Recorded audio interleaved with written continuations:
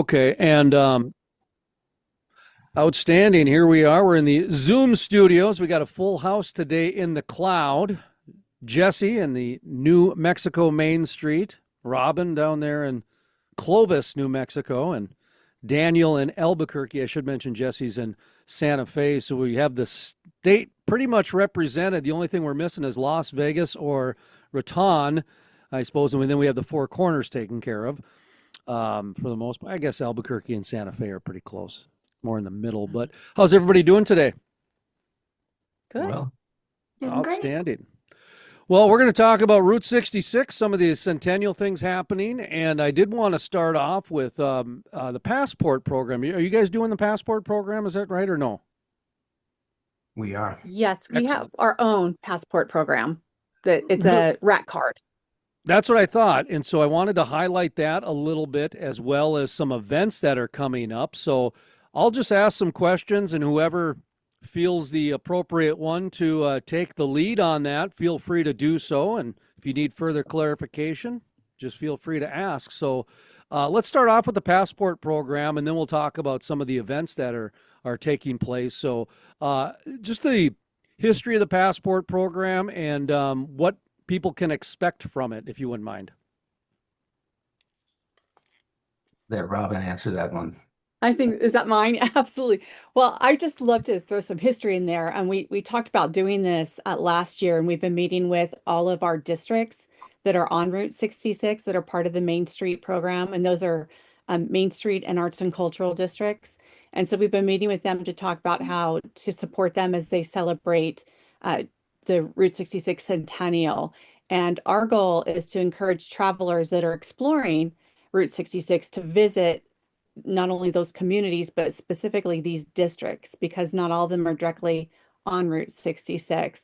But our goal is to drive foot traffic and to support those local businesses and to highlight the unique history and culture and charm of each of these districts. You know, they're all very different, from Tucumcari to Gallup and everywhere in between. They all have really different vibes. And so we're hopefully inviting people to slow down and spend some time in these districts. And our bait, I guess you would call it, are these rat cards that are beautifully designed. And we each have a unique sticker for each of the district that represents the unique culture that is there, as well as ties into their logos often as well. And so the visitors can check out 3 different businesses in each of the districts that have those cards as well as those stickers. And that is all, those can be connected to 2 different ways. One is through our website, which has a Route 66 Centennial page. And I'm all of a sudden I should have written it down, Jessica. I think the URL for that is It's gonna make nmmainstreet.org that's right. /Route Route 66. Woohoo! We'll make sure then we have a another link way, on the recap as well. We'll put a link in there. And when you say absolutely. districts, could you explain that a Mhm. little bit more? And I'll give you a little bit of context. So, what the way that we're kind of tackling our Route 66 adventure this summer is we want to spend one day in every county. And for the same reasons you just said, districts, is that to spend a little bit of time, absorb and take in as much of Route 66 on that county as possible. And when you say districts, how does that differ from the counties, I guess?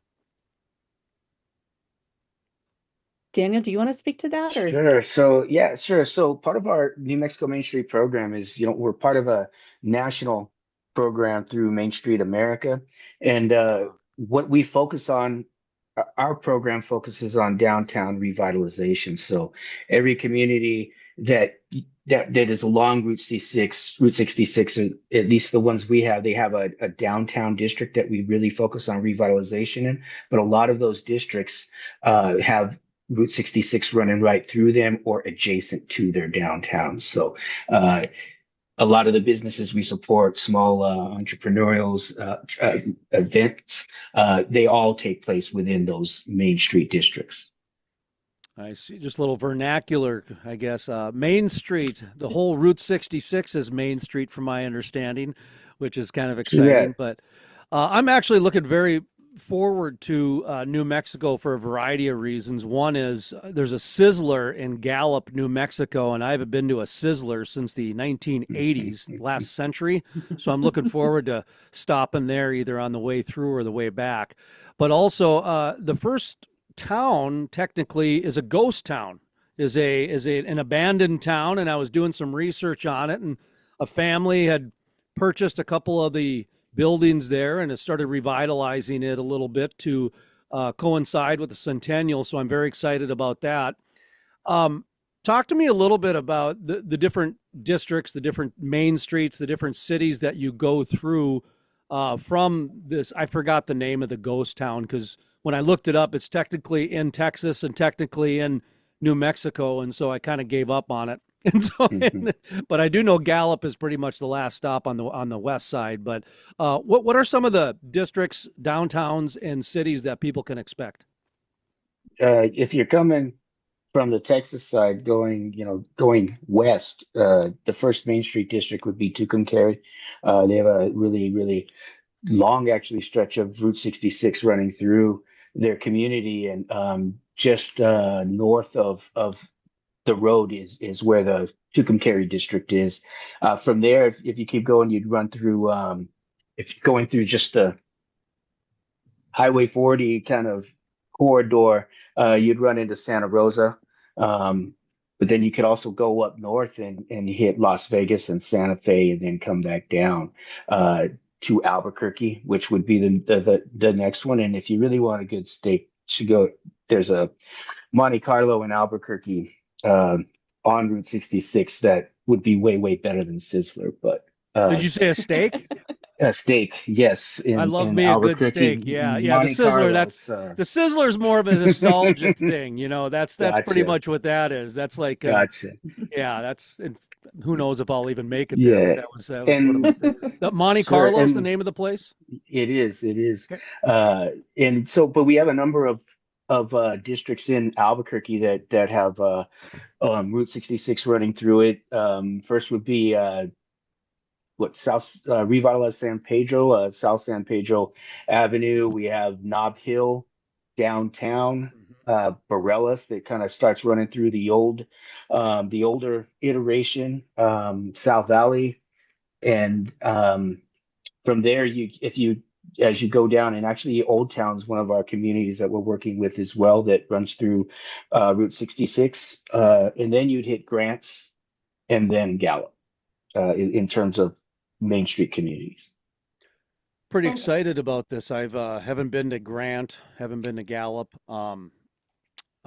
Spent some time down in the what is it, the southeast corner in Carlsbad area and Hobbs and that sort of thing. I have a energy brand that obviously because of West Texas and eastern New Mexico, there's a lot of energy that comes out of there. What are some of the iconic locations that people should be paying attention to? Wow. Yeah, you can just name drop away. Yeah. You know what I mean? I think the Railroad Museum in Tucumcari would be a must-see. Yes. The Yes. Railroad Museum? Mm-hmm. Okay. It's Okay. also the Main Street office, and they've revitalized that whole property is a huge project. Interesting. Yeah, It's Santa gorgeous. Rosa has the is the car museum still open? Mhm. Yeah, that's a big one along in Santa Rosa. I mean, there's such cool things. I mean, the Blue Hole in Santa Rosa is amazing. They're downtown. I did charming. see Yeah, where Illfield. in Santa Rosa they're looking at putting some a bike path or a bike museum or a bike obstacle course. I didn't retain 100% of it. A lot of it, I just get the bullet points and then I'll do more documentation when I drive through, I guess. But yeah, there's definitely some bicycle, not motorbike, but bicycle emphasis as well this year with the Route 66. So Tucumcari is another one I wanted to ask you about because everybody who's driven this in the past that I've talked to, they've mentioned that I need to take some extra time in Tucumcari for whatever reason. I don't know if there's extra iconic spots there? If there's a neat hotel or some A number of restaurants or a what's number of going on there? hotels, number of The Route hotels? 66 hotels. Yeah. Um, there's some like iconic signs and Mhm. restaurants as well that are old Route 66 diners that have been around for a while. Um, do you have Dells. any? Yeah. Yeah, and then motel wise, of course, Blue Swallow gets featured all the time, but across the street from it is Hotel Safari. It has an amazing sign, and there's lots of neon along Route 66 as you go through there. TP Curios, the Powwow, I think it's a bar and a restaurant. It's been a while Okay. since I've been there. Dell's is a great place to eat. Their food is amazing, Are a and they lot of have the liver and onions. oh, they do. Boy, Who that's has old liver school. and onions? Well, Dell's. up in my neck of the woods, it's a Friday night special that during non-Lenten season, because during Lent everybody serves fish up here, and then during the off time it's liver and onions for our elderly crowd, I guess, up here in the great Midwest. I Can I did want to just ask you say, about. Oh, go in the ahead. chat, I put a link to our maps. So you can see the map of all 32, where all 32 Main Street districts are, and the Route 66 map. There's 32 Main Street districts in the state, 10 are on Route 66. And then on our Route 66 page, we have community highlights. So each district has like all these things that Daniel and Robin are referring to listed. So people could Okay, find that information there. fantastic, and we'll make sure we have the links as well in the recap.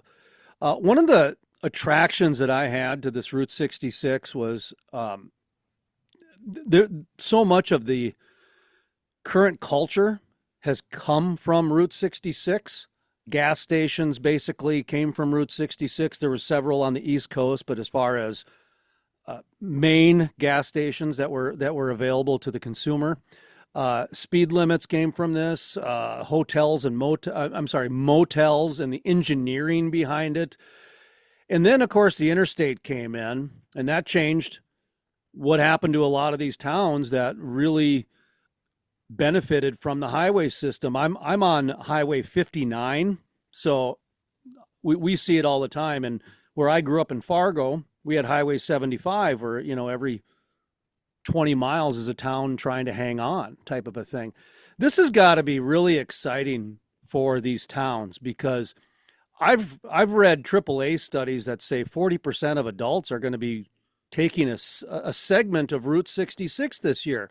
And I've driven a little bit of it in the past, but never intentionally, never intentionally. And so for me, this is supposed to be my year of Jubilee, where I'm supposed to just kind of take a little bit of a break and reset myself, if you will. So it's my Route 66 reset that I'm looking at this. And that's one of the reasons why I'm driving the whole thing, is to really take in a lot of this Americana, a lot of this culture, a lot of these things that were created, but also to support these small communities. I'm a sucker for someone selling pottery on the side of the road.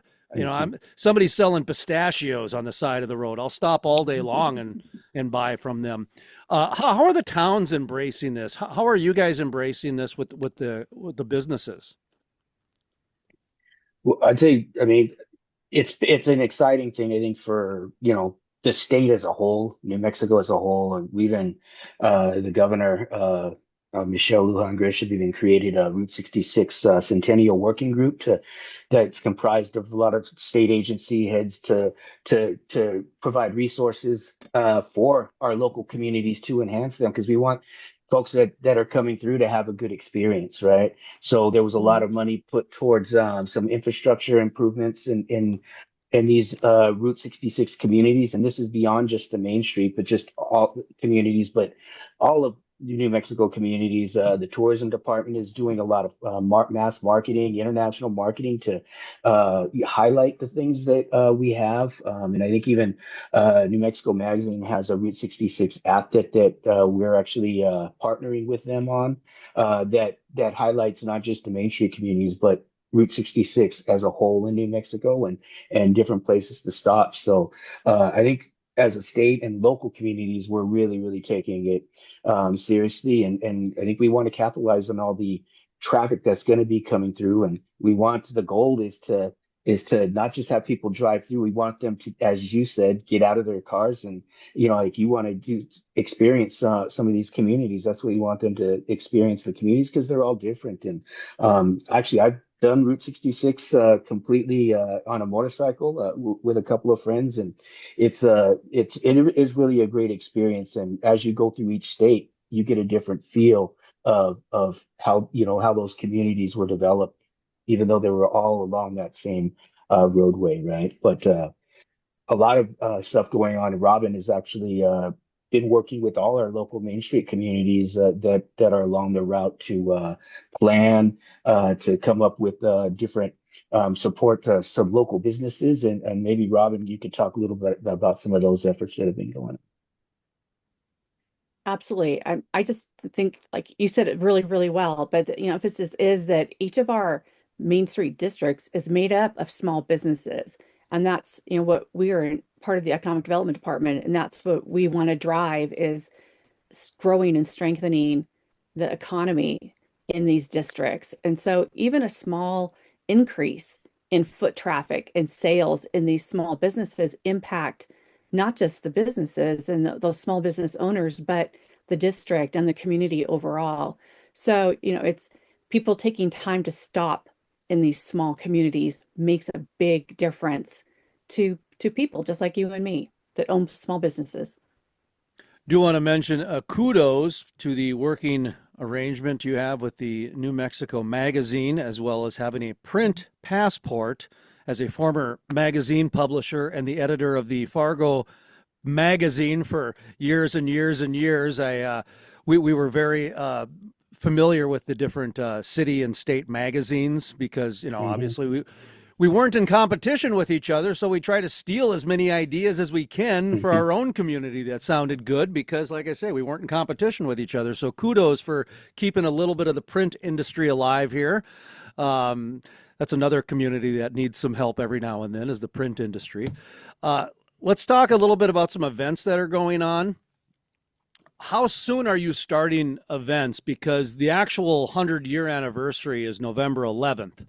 And by then, everybody's going to be Route 66 out by then, it seems like, And so that's actually consciously why we're doing a second drop, if you will, of content on November 11th. So like our plan is to drive it from May, June, and July. It's about 75, 80 days we're going to take to do it. Mm-hmm. And from there, after, the live documentation and the social media hoopla and all that different stuff, November 11th, we're planning on dropping then produced content, ones that, we edit and put a little bit of extra into it to carry it over through. Because I think a lot of people are going to be, once November comes around, it's the holiday season, Christmas, New Year's, if you will. The weather's going to be turning at that point. And so I'm glad to see that, you're capitalizing on the summer part. But how soon are the events starting? I think April 30th is when the official kickoff is, according to Springfield, Missouri, that just kind of stood up and said, yeah, this is the birthplace. This is where it is. And so good for them for, doing that. But my understanding is April 30th is kind of the official, unofficial kickoff. When are you guys starting events, or have you already? They're ongoing now. I'll just add that each one of the districts, as we call them, are, standalone. Mostly, I think they're all 501c3s or standalone organizations that have their own volunteer leadership and usually a paid staff member in each of these districts. And so they're all working on events and promotions and celebrating all year long. And so a lot of them have existing events that they're just tying in a Route 66 element to, and some are doing really distinct Route 66 events. So the best thing to do is to check out our webpage and our calendar and connect to those districts themselves. Jesse does a great job upkeeping the community highlights and different things on a bigger picture, but to dig deep into each community, we recommend getting into each of those communities, not only personally, but visiting their websites and their social media. Because stuff is going on now, and it'll go on through the rest of the year. I'm looking at some events right now, the monthly art walk and the growers market. Looks like that starts in April as far as the growers market. And Hmm. is that what you're talking about? Just kind of some of those events that are happening, but since they're happening on the route or close to the route, we're just going to do kind of a tie-in. Is that correct? Absolutely. Okay. Yes, and And those like go are ahead. actually in they actually are in along the route. They are on the route as folks start coming through. But we actually kicked off our first we had a state conference in Albuquerque on along the Route 66 2 weeks ago. So we had the whole network from New Mexico, all the local Main Street leaders were here, and we kicked it off at Arrive Hotel with a celebration along Route 66 in downtown Albuquerque. How was that received? It was great. We had a great time. And actually, we're going to Yeah. have our final, like what in the fall, we're going to have our final one. I hope probably either in Gallup or Grants is kind of the plan because we want to kind of finish the year on Route 66 as well. What are the conversations like for something like this?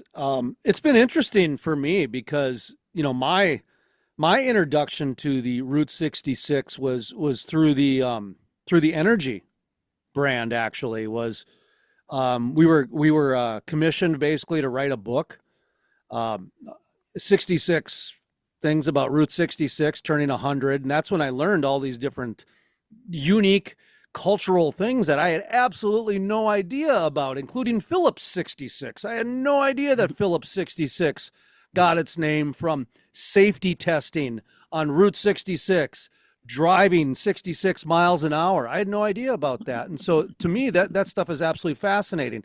The engineering behind the hotels and the motels. Previously, cities used to, have motels in downtown because holiday, you'd stay for a week, you'd stay for 2 weeks, whatever it might be. Well, then it turned around to, no, we just want people to literally drive up to the door. We don't even want you to come in to a place. Just drive up to the door. I mean, that was really cool to me, learning all these different aspects of it. And the person I was talking to today, they were saying that Route 66 is freedom to them because they can just get in the open road and drive, and of course that speaks to me. I'm a road tripper. And so I love the open road. But what are the conversations like when you get people together in these groups? Is it like a spitball session or is it groupthink or what's it like? It actually it's exciting. Part of our Route 66 Centennial Working Group, as a state, we had community meetings just because we were trying to, as a working group, we were trying to get feedback from every community along the route in terms of what we should be doing as a state to where we should be putting funding in, what kind of events should we be highlighting, all these things, and the stories we were getting. And I think we had meetings in Tucumcari, Albuquerque, Santa Fe, um, Grants, and I think they thought it was one more in actually at the Indian Pueblo Cultural Center as well. And just the feedback we got in terms of the stories, there were so many people just wanted to tell stories about, growing up on, in within the Route 66 corridor, businesses that they frequented, a lot of the history, of the communities as they developed along those corridors, and a lot of what you said in terms of the creation of Highway 40 that diverted the traffic away, and how this was just a great opportunity to start capturing some of that traffic, but to start, not stop. Like we don't want the traffic to end at the end of at the end of the year, right? At the end of 2026, we want to continue building off of, I think, the work, the infrastructure, the events that were developed to keep people coming through, right? Because we think it's a good opportunity to showcase our communities, but we don't want to stop. We don't want to stop after that, right? It's kind of just the beginning. Yeah, that's one of the reasons why we're waiting till November to start dropping some of the produced stuff to carry it into through March of next year to try to get some Okay. people planning on doing the 101 year anniversary instead of the 100 Mhm. year anniversary, if you will. Um, I did want to ask you about the alternate Route 66 route where it goes up through Santa Fe and up through Las Vegas. Now that's a road less traveled, I guess, for the Route 66ers because it's I guess I'm not really quite sure on what's happening with that. If it was an original road or if it's a Route 66 circle or be more of a box, I guess. We're going to take the Santa Fe way on the way back, and mostly because Santa Fe has the best dog park I've ever been to in my life, and it rivals national parks, actual national state parks. I don't know if either one of you two have ever been to the dog park before. I was talking to Jessie earlier about it, and she had not been there. And so I travel with a dog, and so dog parks are big hotels with pets, pet friendly diners that are pet friendly. That's a big part of our journey. And so a lot of what we're going to be documenting is the canine friendly spots as well. But Santa Fe has and I'm not exaggerating, has the best dog park I've ever been to by a mile. It's like a 300-acre park. And it's like, that's something I didn't know. That's what people say to me all the time. I'm a cat guy myself, but I didn't know that there was it's actually built nice on a park. landfill. It's a former landfill that they built on top of. Yeah. And so every now and then, you're out and about and there'll be like a glass bottle or something that's just sticking out and everything else. But it's dry riverbeds and there's, are there juniper bushes or what kind of bushes are they? We call them pine trees up in the Black Hills, but they're not quite pine trees, but absolutely fantastic. Taos, of course, absolutely gorgeous driving next to the river. And then you end up near Las Vegas, New Mexico, not Las Vegas, Nevada. What do either any of you know the story behind that Route 66 route or that trail at all up there? That kind of that loop at all? Is it just old and they don't use it anymore? Or?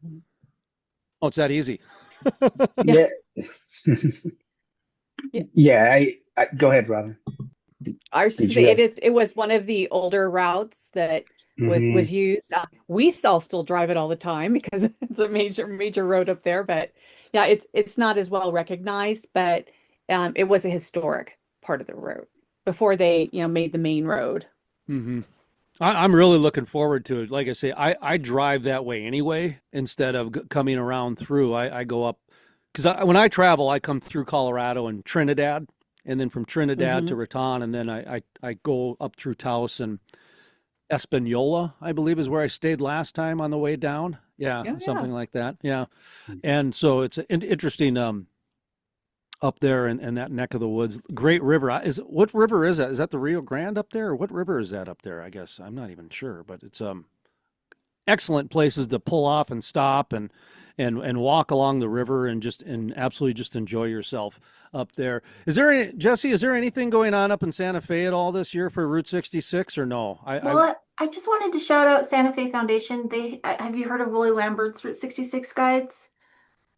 No. I posted just now a link to a news article, but the Santa Fe Foundation has been documenting Willie Lambert's Route 66 guides because he's been documenting it since the 70s, and now you can download digital copies of his guides. So I just want to plug that for sure because it's just a really great historical resource of the old route. Okay, yeah, I'll definitely check that out. Looking at a couple events here on the calendar.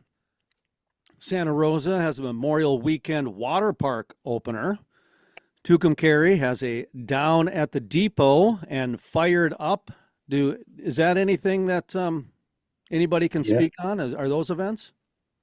Yeah, well, the Fire It Up is it's a concert that they put on as kind of one of their signature events for their community. And Robin might know more details in terms of how they're incorporating Route 66 into it this year, but it's an annual event that they have. How about the spokes? Is that like a classic car thing, or is that okay? In Grants? Yeah. And that's a newer event. They had put it on last year, I think was the first one, and this will be their second one, but they're expanding it, growing it, and they got some money from New Mexico Tourism for to contribute and expand that event for Route 66 as well. Mm-hmm. Taking a look at, as we mentioned, spokes on 66. That is on June 6th. Boy, that's a lot of sixes. In Grants. Grants is also doing a 4th of July parade and Wild West Rodeo. And if that isn't enough for you, you can head over to Gallup down the road and hit their Route 66 starts and stripes, not stars and stripes. Sorry, but stars. That was a typo. Stars Oh, and stripes. okay. I thought it was a car event. Okay. So it's Stars and Stripes celebration on July 4th, but they do have Route 66 rides on July 25th. Summer Indian dances are happening June through August all year long. And then, of course, you have your farmers markets. My guess is that I'm going to be seeing quite a few pistachio side of the road stands and peaches and turquoise and a number of different things. I would imagine that the roadside vendors are going to be popping out as well as the farmers markets are. Have you heard anything from any of the farmers markets if they're bringing in special vendors or having dragon fruit or anything like that this year? You know, I'm not most sure. of them are just highlighting what's local. And I think that's the key to everything is in New Mexico, you're going to see things that are from New Mexico. You're not going to, it's going to be different and unique and definitely New Mexican. So that's why it's worth a stop. That is another thing that I really enjoy about Route 66 is that it is truly local. It is, I mean, most of the places you're stopping are primarily still locally owned family businesses. Now, I'm not sure about the hotels and the motels. There's been such a chain takeover for a variety of reasons. Hotels are very expensive to upkeep, and especially if you're in a smaller community, it's very difficult to keep up something like that. So, first of all, are a lot of the hotels still local? Are they chain going through Route 66? And how about the restaurants and diners and stops? Are those still primarily small businesses? Yeah, just definitely, especially the motels, like the old Route 66 motels are definitely, locally owned. They're not, obviously you still have some of the bigger hotels, right, that are much newer, but they're not the iconic older ones that are still, owned by folks that just have a deep love for the architecture and the history of those spaces and uh, as well as businesses that are still legacy, Route 66 businesses that have been around for generations. It's interesting how that can really connect with people. The Blue Swallow probably will connect with people more than the Holiday Inn on Route 66. It just Exactly. doesn't have the same ring to it as supporting the local businesses. But how about sponsors? Have you guys have any major sponsors or local sponsors that you care to mention? I think our main one for us is the New Mexico Tourism Department and New Mexico Magazine, which is it's a subset of the tourism department. But we've worked with them significantly and just really trying to focus on helping local folks get ready and be able to capitalize on I think all the folks coming through. But I think that's our main kind of partner sponsor. But I'm sure local communities have some of their own that they're Sure. working with their local businesses and institutions. Well, that's the one thing is there's a lot to sponsor, and there are a lot of sponsors. So that's the one thing we like to make sure is that we give people the opportunity to give a shout out to the people who are basically funding it and trying to keep it going because it takes a village to drive down Route 66 these days, and that's okay. Does anybody have any Route 66 stories that they care to share at all, whether it be a family story, a recent story, or a business story or anything along those lines? I just say I guess my story would just be, going from Albuquerque to Santa Monica and then Albuquerque all the way through to Chicago on a motorcycle trip. And it was a really, really great experience. And the fun thing is that we just didn't stay on Route 66 though, as we were going north and south in different spaces because there's so many cool things to see. and do, I think, along the route, So the fact that you're going to take did you say like upwards of 90 days or so to take Yeah. the trip? I mean, there's a lot of things that you can Mhm. experience. So the route is the destination, but don't limit yourself to that, is what I'd say, because there's so many really, really cool things to see along the way, right? Kind of stemming off that a little bit. It's interesting because I've got a Route 66 alert on my news aggregate so that I can see any press releases or interesting news stories that come in. It is unbelievable how many people are trying to piggyback off of Route 66. Like there's some story that has absolutely nothing to do with Route 66, but they'll mention it once in the story so that the keyword will get picked up and Google will pick it up. But Hmm. I have noticed an increase because I mean I've been in the media now for over 30, 40 years. And I have noticed that like there was one that really caught my attention was the 9 hot springs to visit an hour within Route 66.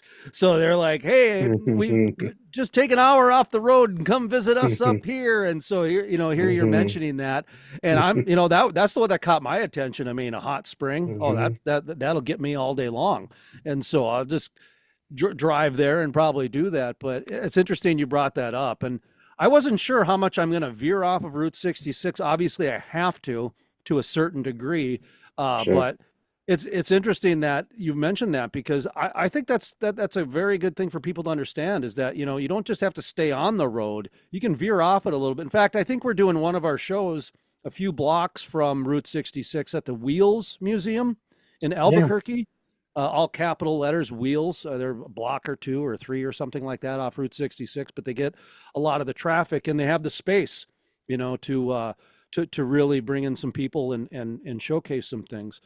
Uh, So is there anything that we're missing out on that people should know about before they either take the New Mexico Route 66 or if they want to, drive like you did half one way and then half the other way, or they're doing like me, trying to take the whole on 2,400-mile journey?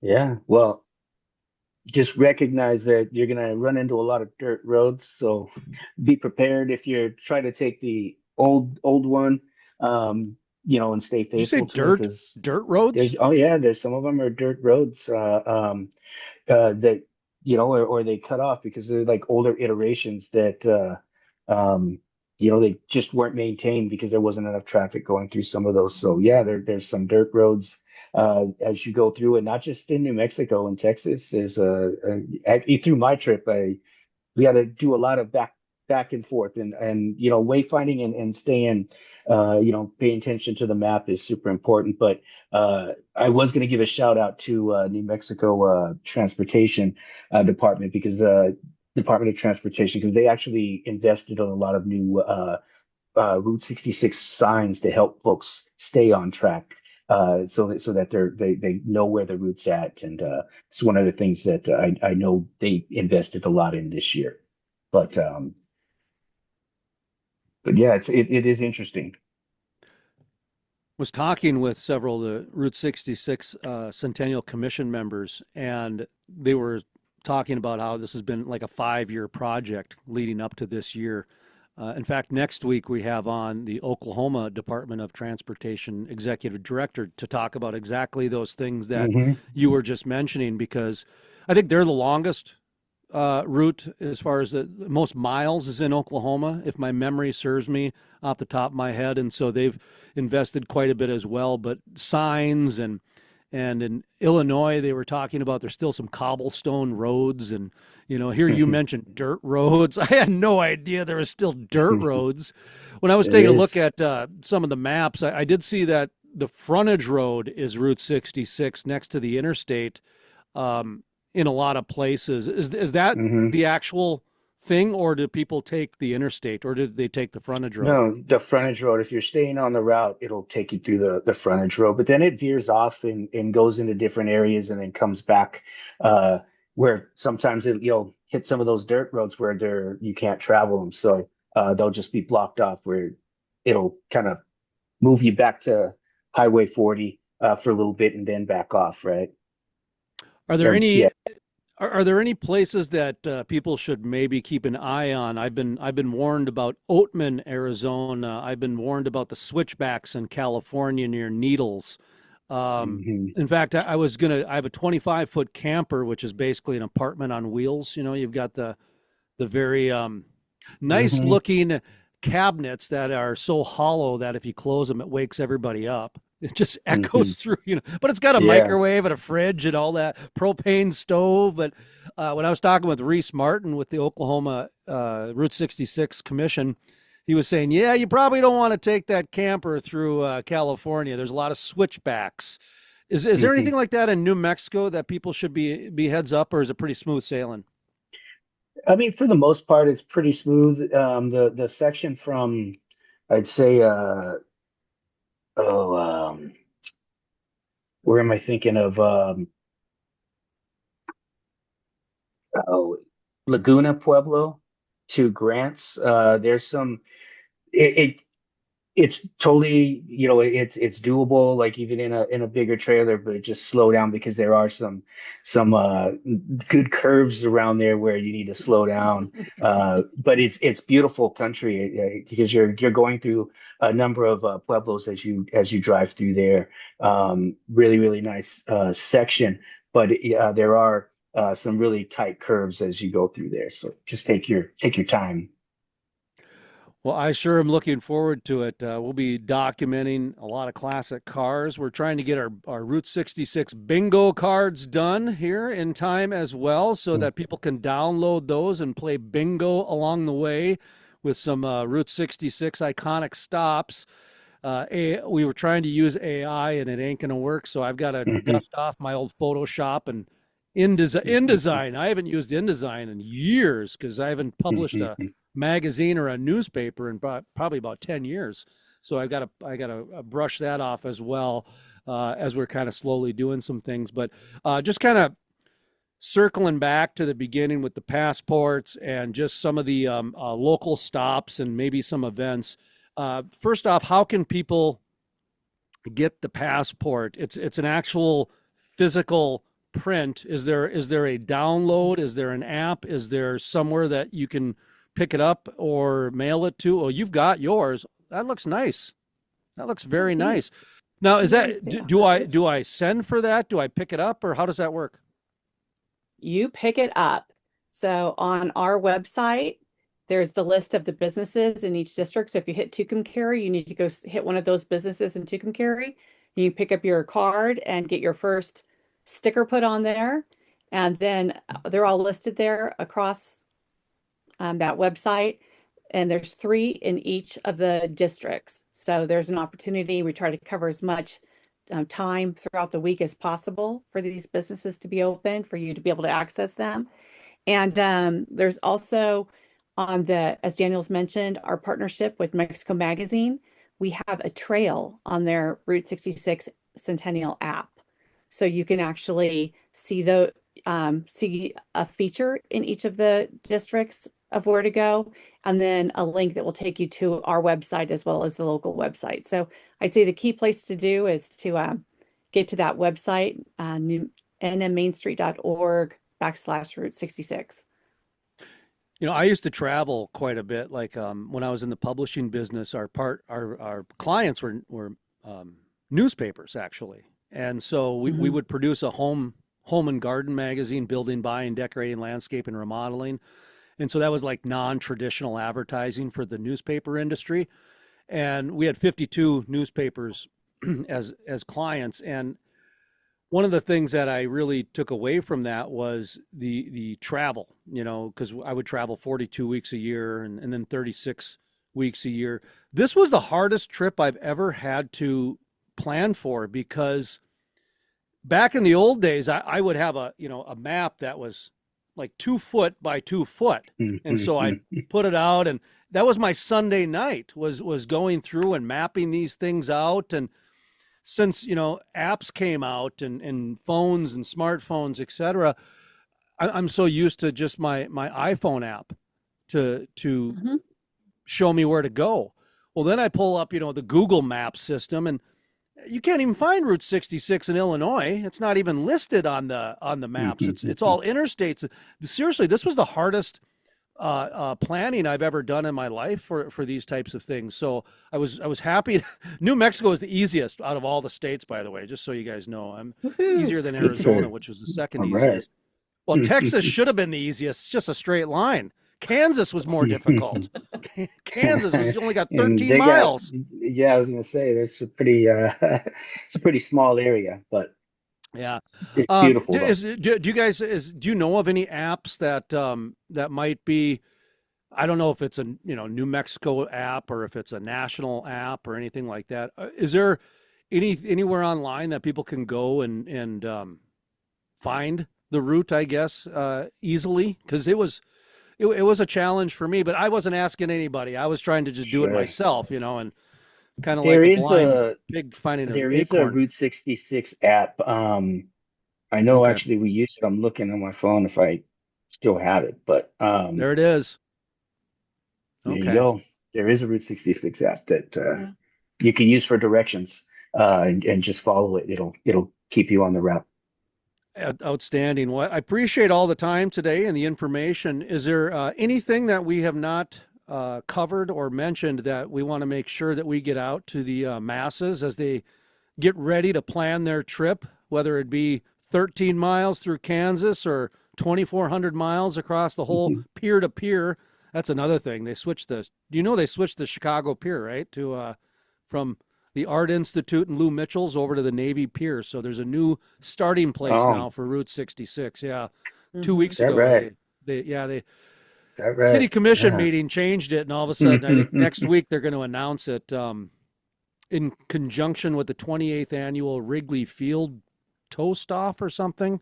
So, Okay. so a little bit of change there. But anything that we've missed out on, or we want to Um, reiterate? well, I would say Jesse put a couple of links in the chat, especially around your question on the old uh, route up to Santa Fe and Las Vegas. So please share that because it might give folks some more background about why it was changed and what kind of cool things you can see up there. But I think that's about it. Okay, I'm just getting these links right now as I do a little multitasking here. But all right, so Daniel, you're in Albuquerque, and Robin, you're in Clovis. Jesse, you're in Santa Fe, correct? And well, I guess that's all we got today. And so I'm going to close it off here unless anybody has any final words. Thanks, and enjoy your trip. All right. I'm not in charge here. How do I push stop again on this? Hang on here. I'll